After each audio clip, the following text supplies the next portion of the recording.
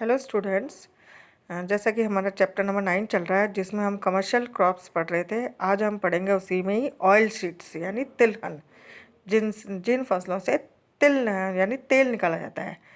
10% of oil seed of the world are grown in India. पूरे world का 10% oil seed production कहाँ होता है? इंडिया में होता है। Oil seed crops are grown both in rabi and kharif season. Oil seed crops है जो रबी और खरीफ सीजन दोनों में ही बोई जाती है। The major oil seed crops in India are, major oil seed crops कौन कौन सी है? ग्राउंडनट, मस्टर्ड, सीसम यानी तिल, सनफ्लावर, अलसी, कैस्टर यानी अरंडी, soybean. Groundnut and mustard from 80% of total oil seed production. Total जो ऑयल सीड प्रोडक्शन है उसका 80% हमें किससे प्राप्त होता है? ग्राउंडनट्स एंड मस्टर्ड से। अब हम पढ़ेंगे ग्राउंडनट यानी मूंगफली। It is a crop of Brazil. कहाँ का ये पौधा है? ब्राज़ील का। क्रॉप ऑफ ब्राज़ील से लाया गया था। 30% of groundnut production is done in India. और पूरे वर्ल्ड का 30% ग्राउंडनट प्रोडक्शन कहाँ होता है? इंडिया में। It is sown in kharif season. और उसको किस सीजन में बोया जाता है? खरीफ सीजन में। 40% of oil seed crop in from groundnuts. और ऑयल सीड क्रॉप्स का 40% कहाँ से मिलता है हमें? ग्राउंडनट से। 85 production of groundnuts in the country is from in Gujarat. और 85% जो ग्राउंडनट का प्रोडक्शन है इंडिया के किस स्टेट में होता है? गुजरात। गुजरात इसमें फर्स्ट नंबर पे है। सेकंड नंबर पे है आंध्र प्रदेश, थर्ड नंबर पे तमिलनाडु, फोर्थ नंबर पे Maharashtra and Karnataka state. In Rajasthan groundnut is grown in Chittor. Rajasthan में कहाँ होता है groundnut? Chittor, Sawai Madhopur, Bhilwara, Jaipur, Ganganagar, Bikaner, Hanumangarh and irrigated areas of Rajasthan canal. और राजस्थान नहर यानी इंदिरा गांधी नहर के आसपास के में जो सिंचाईकृत एरियाज हैं वहाँ पर भी इसका प्रोडक्शन किया जाता है। अब है मस्टर्ड यानी सरसों। 70% of mustard production of the world is done in India. पूरे वर्ल्ड का 70% मस्टर्ड प्रोडक्शन कहाँ होता है? इंडिया में होता है। And 35% of total oil seed production of the country is taken from mustard. और 35% ऑयल सीड प्रोडक्शंस किससे मिलता है हमें? मस्टर्ड से। 85% of mustard is grown in northern India. और 85% मस्टर्ड ग्रोन कहाँ हो रहा है इंडिया में? नॉर्दर्न इंडिया में। राजस्थान इज फर्स्ट स्टेट, ये ध्यान रखना हमको, first state in mustard production. सबसे फर्स्ट नंबर पे कौन सा स्टेट आता है मस्टर्ड प्रोडक्शंस में? Rajasthan. As produce 41% of mustard of the country. और पूरे देश का 41% प्रोडक्शन राजस्थान में होता है। It is also grown in Uttar Pradesh. इसके अलावा राजस्थान के अलावा कहाँ इसका प्रोडक्शन होता है? उत्तर प्रदेश सेकंड नंबर पे है, मध्य प्रदेश थर्ड नंबर पे, गुजरात फोर्थ नंबर पे। इसके अलावा पंजाब और हरियाणा में भी इसका प्रोडक्शन होता है। In Rajasthan it is grown in Alwar, Bharatpur, Jaipur, Hanumangarh, Ganganagar, Sawai Madhopur, Bhilwara, Bikaner and irrigated area of Rajasthan canal. ये सारे जो डिस्ट्रिक्ट्स है राजस्थान में यहाँ पर मस्टर्ड प्रोडक्शन होता है। ये सारे डेटाज हैं food grain production in India. अलग अलग ईयर्स में फूड ग्रेन प्रोडक्शन के डेटाज हैं ये तो। अब है और other oil seed crops. Custard use in lubricants machine. Machine में जो तेल यूज़ किया जाता है कस्टर्ड ऑयल किया जाता है। सोप मैन्युफैक्चरिंग साबुन बनाने में। एंड लेदर टैनिंग यानी चमड़ा शोधन में भी कस्टर्ड ऑयल का प्रयोग किया जाता है। 65% of castor is grown in Gujarat. 65% castor का ग्रो कहाँ होता है? गुजरात में। और 25% ग्रो कहाँ होता है? राजस्थान में। 70% soybean of the country is produced in Madhya Pradesh. Madhya Pradesh को सोयाबीन स्टेट भी कहा जाता है क्योंकि यहाँ पर सबसे ज़्यादा सोयाबीन प्रोडक्शंस होता है। और 20% सोयाबीन प्रोडक्शन कहाँ होता है? महाराष्ट्र में। और 10% इन राजस्थान में होता है। अब हम पढ़ेंगे contribution of agriculture in Indian economy. भारतीय अर्थव्यवस्था में कृषि का क्या योगदान रहा है? फर्स्ट पॉइंट है सोर्स ऑफ एम्प्लॉयमेंट, रोजगार का स्रोत। Agriculture directly provides employment to 6% population of in India. कृषि डायरेक्ट मतलब सीधा रोजगार प्रदान करता है कितने परसेंट पॉपुलेशंस को हमारे यहाँ पे 56.6% in India. It also provide indirect employment और अप्रत्यक्ष रूप से जो कृषि सहायक गतिविधियाँ होती है उसमें भी काफ़ी लोगों को रोजगार मिलता है. जैसे based occupation like animal husbandry यानी कृषि के साथ साथ पशुपालन, फिश फार्मिंग, फॉरेस्ट्री आदि.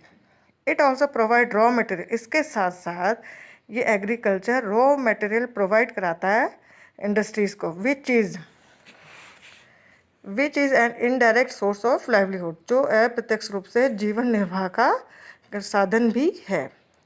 Contributions in gross domestic product. सकल घरेलू उत्पाद में एग्रीकल्चर का भी योगदान है. There has been a great contributions of agriculture and its allied activity. उसकी सहायक गतिविधियाँ जैसे मैंने बताया कृषि के साथ साथ पशुपालन, फिश फार्मिंग, फॉरेस्ट्री आदि. In gross domestic production in India, इन सारे से जीडीपी में भी इनका योगदान रहता है यानी ग्रॉस डोमेस्टिक प्रोडक्शन में. It was 55.11 on price of 93 or 94 in 1951, which is reduced to 44.26% in 1990. यानी किसी ईयर को बेस बना के इनकी प्राइस वगैरह फिक्स की जाती है. तो जो 93 और 94 में कितना परसेंटेज था इनका 55.11 और 1950 विच रिड्यूस 50 मतलब 51 में ज़्यादा था और फिर 90 तक आते आते कम रह गया 44.26%. ड्यूरिंग 2007 और 8 it was 7.8 on price of 1999 और 2000 ईयर्स को बेस बना के इसकी प्राइजेस फिक्स की गई. तो कितना हो गया इसकी 17.8% जीडीपी में इतना योगदान रह गया जो धीरे धीरे कम हो गया. It reduce to 50.35% on price of 2011 और 12 in 2015 और 16. धीरे धीरे क्या है कि 11-12 में तो ज़्यादा था, 15-16 में आते आते कितना रह गया 15.35%. This reason of this downfall was rapid industrial development in secondary and tertiary sectors. ये इसका नीचे गिरने का प्रमुख कारण है कि जो इकोनॉमी के 3 सेक्टर है, प्राइमरी, सेकेंडरी और टर्शरी सेक्टर्स, तो इनका सेकेंडरी सेक्टर और टर्शरी सेक्टर का योगदान जीडीपी में बढ़ता जा रहा है. अब है कंट्रीब्यूशन इन फॉरेन ट्रेड. विदेशी व्यापार में योगदान. India contribute 2.07% in export of agriculture production in the world. India कितना प्रोडक्शंस एक्सपोर्ट करता है 2.07%. इंडिया एग्रीकल्चर फील्ड की बात करें हम, India is the 10th largest country in the world in export of agriculture production. World का 10th largest country है India जो world export of agriculture production में. It is 4th biggest sectors of total export. India के जितने sector हैं उसमें से 4th number पर ये सेक्टर है जिसको एक्सपोर्ट किया जाता है. और इसमें क्या क्या एक्सपोर्ट किया जाता है? It export products like tea, sugar, oil seed, तंबाकू, spices, fresh foods and basmati rice. It also included other agriculture products. इसके अलावा दूसरे सहायक कृषि सहायक प्रोडक्ट्स हैं जो जैसे कि jute, textile, poultry, whereas food grain are included in import. और खाद्य पदार्थों का हम क्या करते हैं? आयात करते हैं. फिर है supply of raw material for the industries. उद्योगों को कच्चा माल प्रोवाइड कराना. Various agriculture based industry. बहुत सी इंडस्ट्री जो किस पे बेस्ड है? एग्रीकल्चर पे. कौन कौन सी इंडस्ट्री है जिसको रॉ मटेरियल प्रोवाइड कराती है एग्रीकल्चर? जैसे textile industry, sugar industry, vegetable oil industry, jute industry, rubber industry and spice industry get their raw material from agriculture. अब है मार्केट फॉर इंडस्ट्रियल प्रोडक्ट्स. औद्योगिक उत्पादनों को मार्केट प्रोवाइड कराता है ये field, agriculture field. 60% population of India reside in rural area. Bharat की 60% जनसंख्या कहाँ रह रही है? जो गाँवों में रह रही है वो किस पे डिपेंडेंट है, which is dependent on agriculture. This sector provide market for agriculture equipments. ये सेक्टर कृषि से संबंधित यंत्रों के कारण ये मार्केट प्रोवाइड कराता है। कृषि में संबंधित कौन से यंत्र काम में आते हैं, जैसे tractor, harvester, cultivation equipments, fertilizer and pesticides. If we assess Indian agriculture, we will find that it is the backbone of Indian economy. जब हम इंडिया भारतीय कृषि के बारे में पढ़ते हैं तो हम बताते हैं कि भारतीय अर्थव्यवस्था का मुख्य आधार क्या है, कृषि। It is also a source of income and employment. ये भारतीय किसानों की आय और रोजगार का साधन है। Production falls due to dependence of agriculture on monsoon. उत्पादन धीरे धीरे कम होता जा रहा है क्योंकि हमारी कृषि किस पर निर्भर है, मानसून पर। विच इज़ इनडेफिनेट, जो कि अनियमित है, अनिश्चित और अनियमित यानी इरेगुलर यानी अनियमित। विथ हैवक ऑफ फ्लड, कई बार बाढ़ के कारण, एंड ड्राफ्ट, कई बार सूखे के कारण इनका हमारी कृषि का उत्पादन कम होता जाता है। If we want to develop agriculture India, यदि हमें भारत में कृषि में सुधार करना है, we will have to change the ancient way of its production.